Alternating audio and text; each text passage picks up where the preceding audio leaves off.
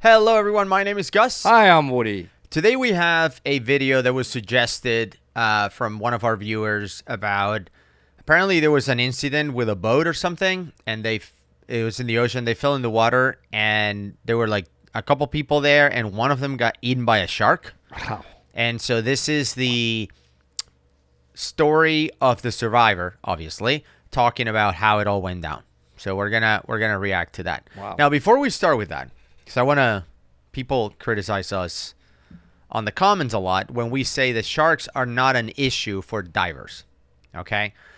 And what we mean by that is that when divers are out there and they see a shark, personally, for me, I'm not worried about it because they don't target divers. Has there ever been an incident where a shark bit a diver? Yes, I'm sure. Has there ever been an incident where a shark killed a diver? Sure. But there's hundreds of millions of sharks in the ocean. And there is, I assume, millions and millions of divers in the ocean, diving every year. And maybe there is like, I don't know, one death every 2 or 3 years, something like that. It's so insignificant that it's not a worry. I think a lot more people die in aviation incidents, and I'm not worried when I go on a plane somewhere. I just get on the plane and go. Why? Because it's super safe. The same with diving and sharks. It's super safe. It's a non-issue. There's not a lot for me to add to that. I mean, We dive with tons of sharks around us all of the time. I've never once felt like a shark was coming at me to attack or even care about me. I've never seen it. Now, I think a lot of times it happens with like mistaken identity. So people that are spearfishing or carrying a bunch of dead fish around with them, they may have a higher chance of that shark trying to get the fish. Yeah. Which could, but I'm not saying there's never been a case. There have been some mistaken identities, of course, particularly at the surface. But let's see. I want to see if this is even true. All right. Let's lower the volume a little bit here. Ormond Beach in 81.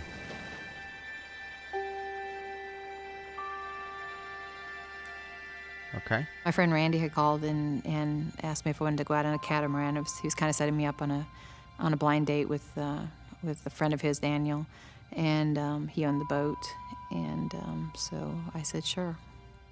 We went out on a 17-foot catamaran. This was very small, so it only seated like 4 people. There's one sail in the middle. There's no cabins or anything down below. Okay. So far, so good. At one point, I saw some dark clouds coming up kind of far offshore, but then I saw some lightning also, and it just came really, really quick. And so by the time the guys saw it, they said, it's too late, so it's better to wait it out here instead of trying to run in and go into the storm. Question for you, since you were in your late 60s in 1981. Back then, how did people do with like weather and stuff? Because right now, if I have a sailboat, I can just go on my phone or iPad or whatever, and it tells me like to the hour what to expect every time or whatever. This was 44 years ago. What did people do? They would just look out and be like, it looks good, and just go out? Or do you remember if there were like some charts or reports of any kind? You think radar? There was radar. There was weather radar. There was... Okay, so like... I'm not from the 1800s. I think you remember like in World War II they had radar. Do you think they were just drifting around and hoping no weather ever came in? Even back in like World War II? I'm asking you for a reason. So this is one area you don't have a PhD in. Well, I don't think, based on that question. The early 80s. I mean, we didn't have cell phones, so obviously you would basically have to look at the weather forecasts and charts before you went out. But you had on a boat weather, radar. I mean, it would be like, oh no, there's... Weather radar. What does weather radar look like? Radar. What does that look like? I mean, it would be like, go look. I mean, like you see a big echo of a storm clouds coming in on the weather. For those of you who know what people in the 81 used to do, please comment below. Because I honestly have no idea. There weren't computers even in 81 that would like fit on a boat. Like computers in 81 were the size of this house. Yeah, but they had I assume. radar. You don't like, you've never seen old movies where the Beep. thing is turned, beep beep thing is turning around and it would echo if there's a. I don't think cruise ships were just randomly getting lucky in the 80s? What happened to them all? They got lucky. How did that cruise ship avoid the hurricanes in the 80s? If I had to guess. Maybe there were no hurricanes. Okay. Because there was. Yeah, I'm just wondering. Hurricanes I'm just just came wondering in the 90s. how you think. I'm not criticizing. Here's what you I don't think. know. I don't know. But that's why I'm asking you. Did you know there was radar? Did you know that? Here's what I think. I think that if there was radar available to non-military use back then, that only like cruise ships and perhaps like those large like container transporter, like transatlantic containers, maybe they could afford them. In 1981. Maybe. In 1981. Okay. But a sailboat with a cell in the middle and no rooms, I don't think those guys had it. So my question is, for smaller people, like smaller boats and people that own like little recreational boats. They're Yeah, going out recreational fishing, boats. whatever. How did they do it? Did they just look? Oh, looks good. Let's go. If they had radar, if they invested in a radar system, that's not. Okay. This is not. Well, comment below. Neither one of us knows. Maybe in 1920, I guess, risky. 1920. I don't don't think know. they even I had don't know how metal hull. Christopher Columbus did it. It's a miracle. A lot of people say it's unbelievable. He was too frankly. busy. Because he didn't have like one of the three networks to get a weather forecast. Frankly, would have been a question. I wonder. I really wonder. How many ships did Christopher Columbus come with that first voyage? I don't know, but I know he killed a lot of people. He had 3 ships. Great, thank you. Can you name one? Oh, I mean, you know about Mayflower. Every time it's gonna. The Mayflower was part of everything. Santa Maria, Pinta, Nina were the 3 names. That's Spanish, so you would know that. And then, do you know he went back to Spain and came back with 70 boats? He's like, I didn't do enough murdering. How about I bring all my friends? And just I don't know why people everybody. celebrate Christopher Columbus. He was like the absolute worst. But we did give him syphilis, so that was good. The Indians. Yeah. So good job, And Indians. did he really even discover the And by the way, we Americas, or call was him it Indians because it was he thought he arrived in India. He just started calling everyone Indians. That's funny. Anyway, all right, a little bit of history for you. Oh boy.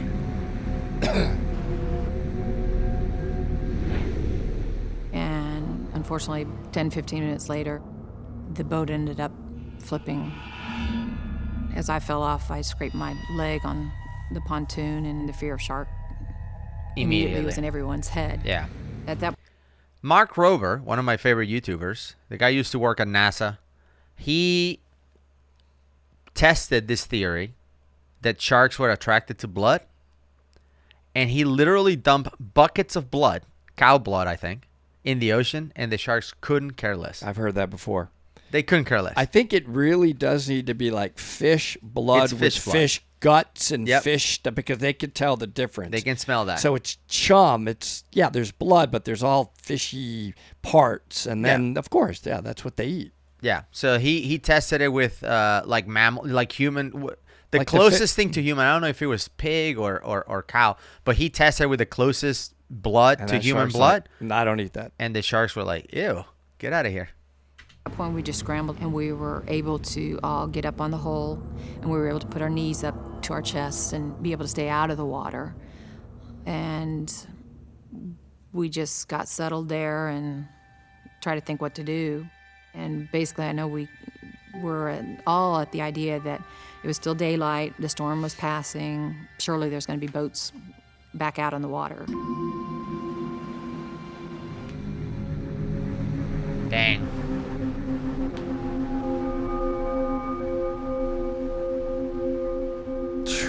Rough. We heard an engine, and Daniel said that it was a Coast Guard cutter. And it came so close, and we were sure. We were whistling really loud. It was completely silent out there, so we just whistled really loud and yelled and screamed and everything, and it cut its engines off. Then the engines started up again, and the ship went off elsewhere. How horrible that must feel. And then that was just like the reality hit us, and we were just quiet. And Christy, who was sitting in front of me, she was very quiet. And I could tell also that she was just making peace, and I just had a sense that she knew she was going to die. The crack of dawn, I just looked over, and when I saw the light, I said, that's the sun coming up. Shore's got to be the other way. I'm out of here. I'm going. Once the sun comes up, we might lose our direction. So we knew we had to go.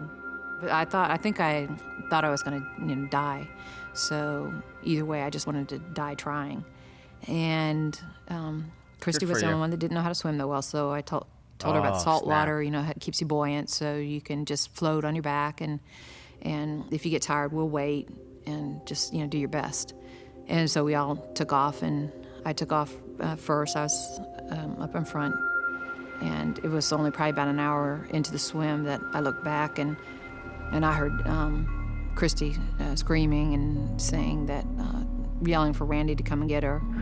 And I thought, first I thought she was just drowning or tired or something. I was yelling, saying just float or whatever. And then I realized I saw her thrashing about in the water, and then she went straight up, just like in the movie. In the Jaws movie, she went straight up and straight back down into the water. And I knew she'd been hit by a shark. So I yelled to Randy that it was a shark, and he thought she was drowning. So he was yelling back to her and, calling her name, and she was just, screaming, "Come and get me now." And she went up again and down, and he was swimming while this happened, and he didn't see that it was a shark. He just thought she was drowning. So the last time I saw her go up and she just went face down into the water, I knew that, I knew she was dead. It was like she was completely pale, completely white, and I knew she'd lost all her blood. Bro.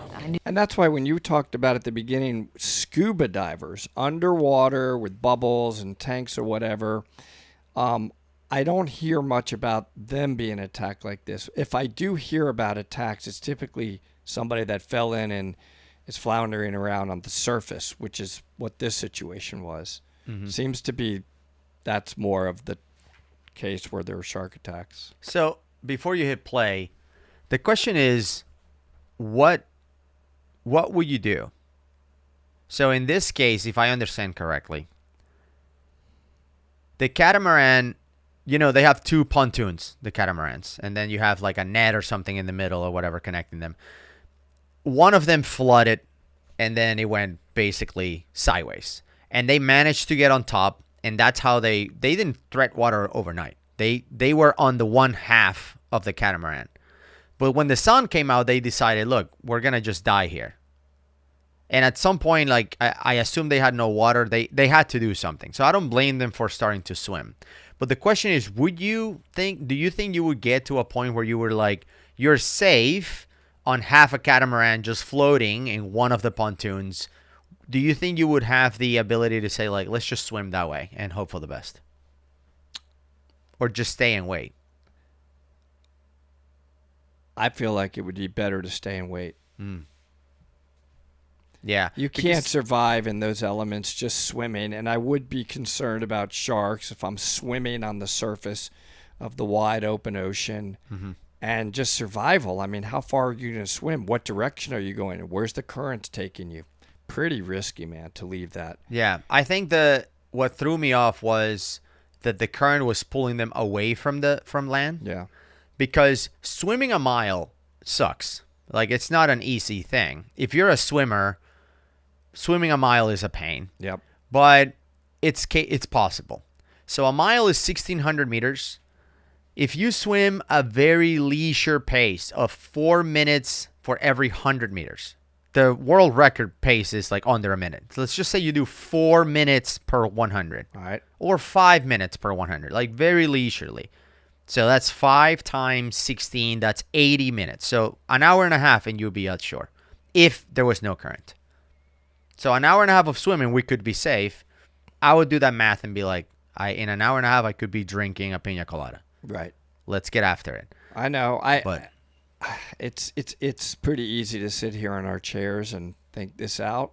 Maybe there would be some point where we're out there long enough where I'd be like, okay, man, let's go for it. Maybe they have life preservers on the boat. Maybe that would help us stay afloat. But, boy, there's a lot of risks. Would you ever make it to that land?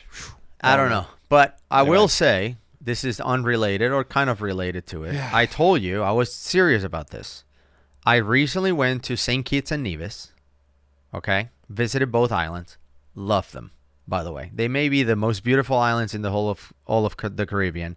They do a swim from Nevis to St. Kitts. It's an island-to-island crossing. It's 2.5 miles, and I want to do it. I was serious about it. I told you about it, and you're like, yeah, sure. Well, I'll do it with you. Well, no. Train. I am dead serious. I want to do this swim. And people do it.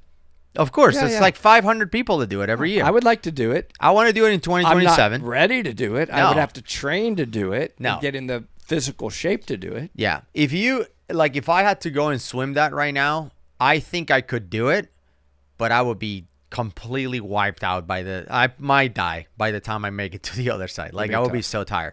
But if we train for it, I think we should do it in 2027.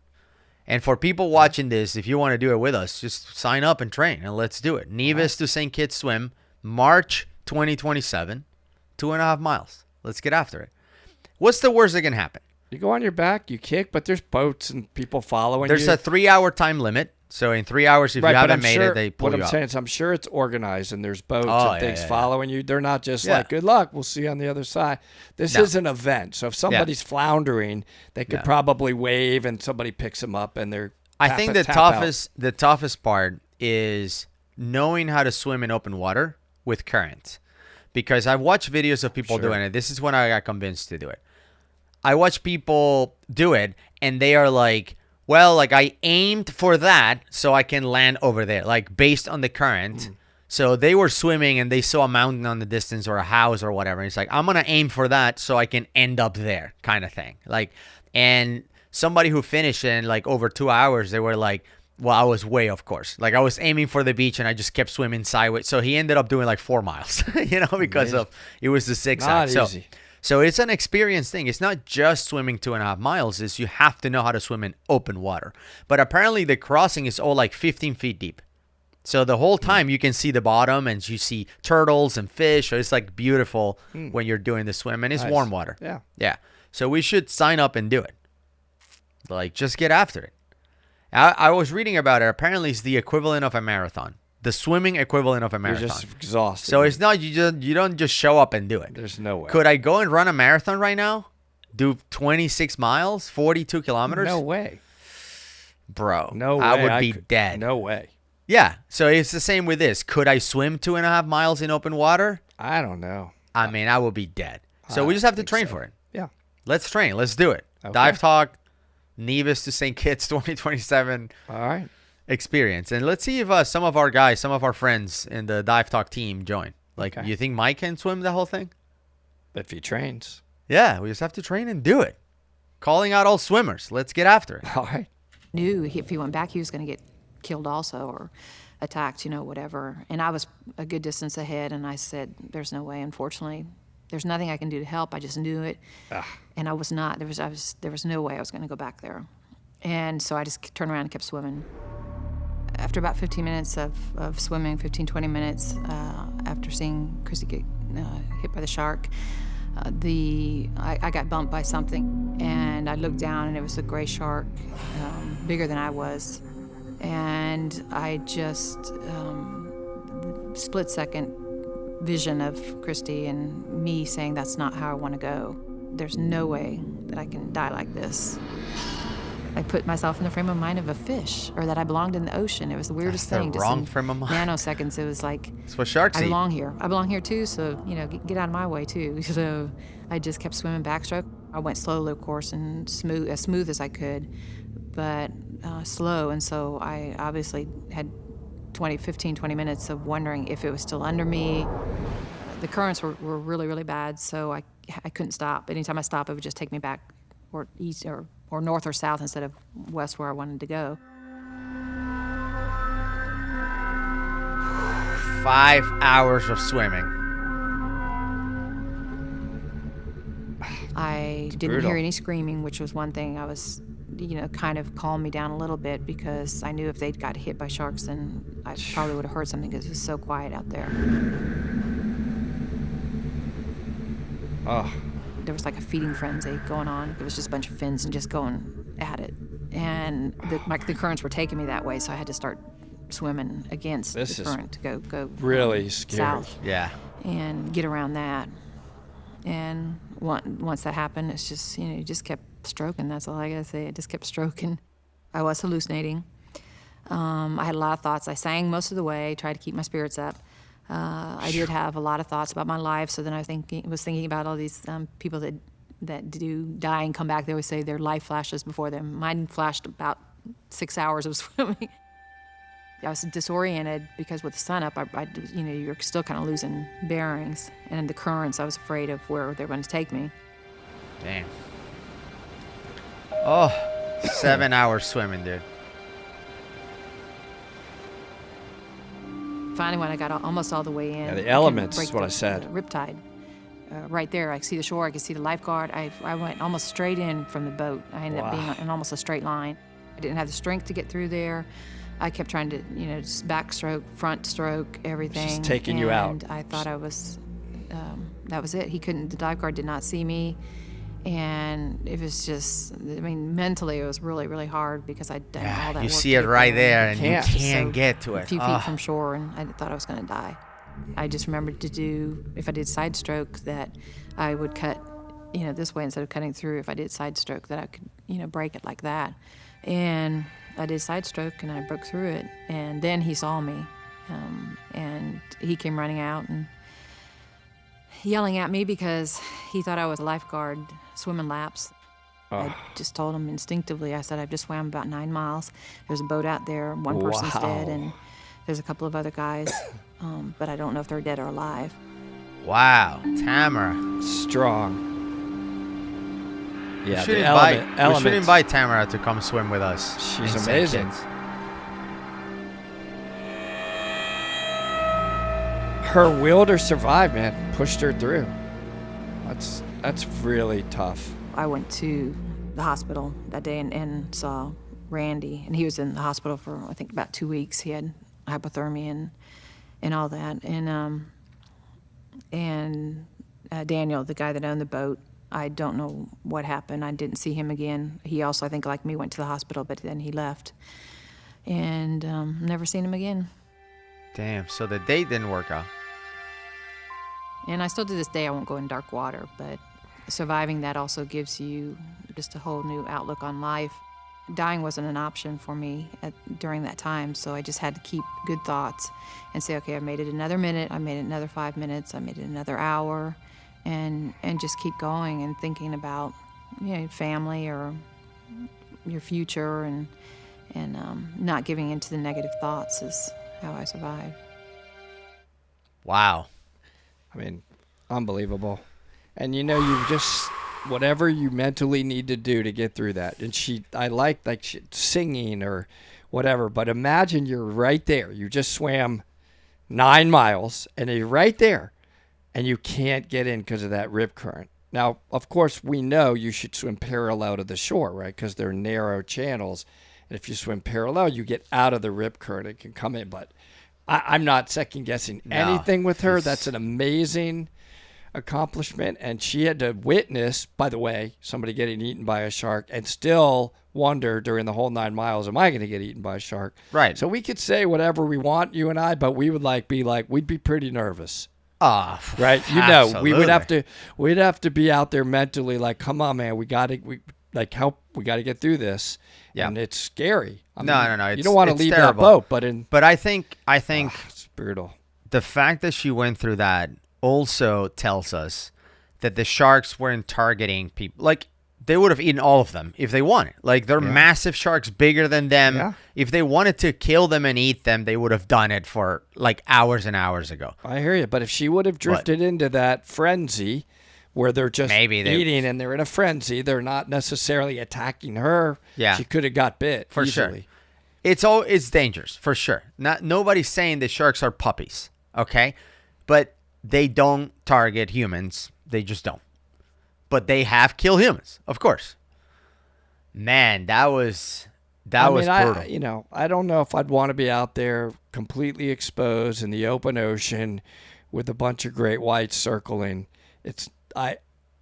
I'm not quite where you are. I wouldn't be like, this is no big deal. No, those guys are looking at you, and they have attacked before. So sure, it would be very unnerving. Yeah, and mainly I'm blown away that she survived this. It's insane. She's amazing. But we have covered other incidents in the past from people. There was one where the diver got decapitated. You remember this? Mm-hmm. I don't think they ever found the head. I'm going to leave it right here. Again, don't come at me in the comments. I'm not saying they're puppies. I'm not saying sharks are beautiful, docile creatures. You should have one at home. They are beautiful. They are beautiful. But I think. They're amazing. But, yeah, if they wanted to kill you, they would kill you immediately. Don't give you 9 hours to swim and then kill you. Remarkable. And on that positive note. Yeah. Bye, guys. And on an upbeat note. Thank you.